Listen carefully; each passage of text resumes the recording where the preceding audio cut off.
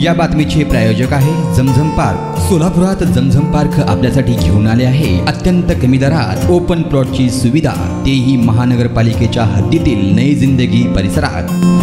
खुनाच्या गुन्ह्यातील अटकेतील आरोपीला जामीन मंजूर करण्यात आला आहे।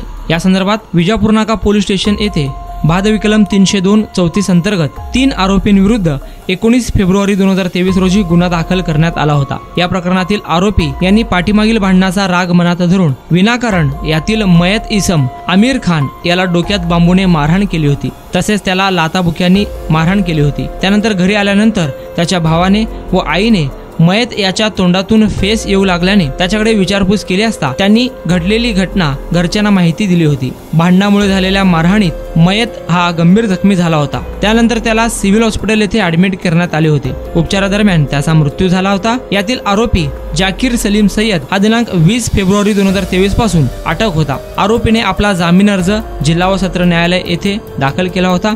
आरोपीच्या वकिलांनी केलेला युक्तिवाद ग्राह्य मानून जिल्हा व सत्र न्यायाधीश श्रीमती रेखा पांढरे यांनी जाकीर सलीम सय्यद यांचा जामीन अर्ज सशर्त मंजूर केला आहे। यात आरोपीतर्फे advocate Kadir Auti, advocate Dattatray Kapure, advocate Sohel Rampure यांनी काम पाहिले आहे।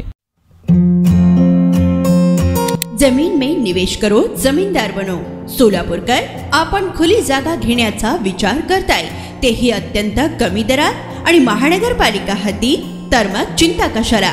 झमझम पार्क आपल्या परिवारासाठी घेऊन आली आहे नई जिंदगी परिसरात तब्बल 3 एकरचा ओपन प्लॉटचा खजिना। प्रशस्त रस्ते, अंतर्गत ड्रेनेज लाईन, स्ट्रीट लाईट, शाळा कॉलेजेस हे जवळ, 24 तास रहदारीचा परिसर, तसेच 80 फूट व 200 फूट रोड लगत विमानतळ जवळच असणारा हा भव्य प्रकल्प। आता मी नावाचा मालक नाही तर जमिनीचा मालकही होणार, तेही झमझम पार्क सोबत। बुकिंग सुरू। संपर्क 99 60 82 52 92।